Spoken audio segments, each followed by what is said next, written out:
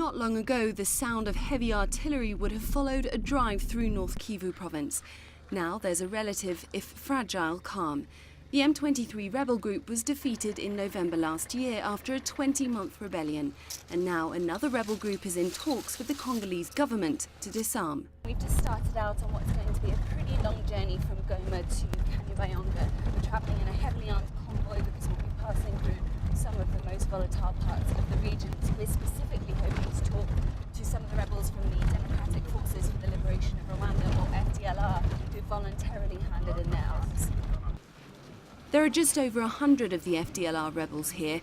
The group is accused of serious human rights abuses. Some of its leaders are wanted for their alleged involvement in Rwanda's 1994 genocide.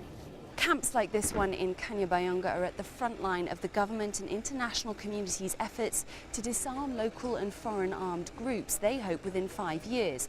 However, the number of rebels who voluntarily given in their weapons is just a fraction of those who remain fully armed across the country. But the government says it's still a significant step. When we confiscate 102 arms, we can save thousands of lives. It is a process which should, in 2 or 3 years from now, put an end to the cycle of violence generated by local and foreign armed groups. MONUSCO's head of office has come to talk to the commanders. Reports of alleged atrocities by FDLR FOCA rebels who remain in the surrounding forest are threatening to derail the process. We cannot accept to have a process of disarmament where a rebel group, an armed group, has said that they're laying down their weapons and at the same time still having civilians suffering from exactions coming from members of that group. So I needed to discuss that with the commanders to tell them straight, if this is coming from your men, make sure that it is sanctioned, that they are given to the authorities, Congolese authorities, to justice, that they pay for the crimes that they have committed. Eventually, a rebel commander agrees to talk to us. He denies the allegations and maintains the FDLR is committed to peace. Peace doesn't come from weapons. We want peace so that we can participate in the politics of our own country. It's a process which goes step by step. We are the first element and we are in the process of disarming. We hope this will progress.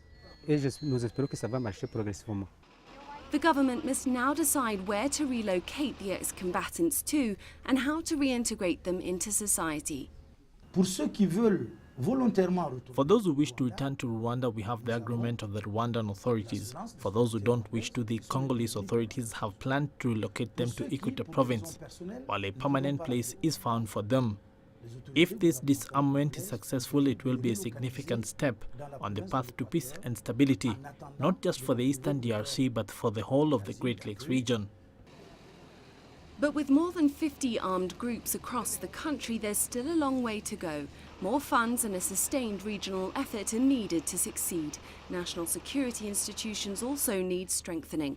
Earlier this month, African nations agreed to suspend military operations for 6 months against the FDLR to give them more time to lay down their arms.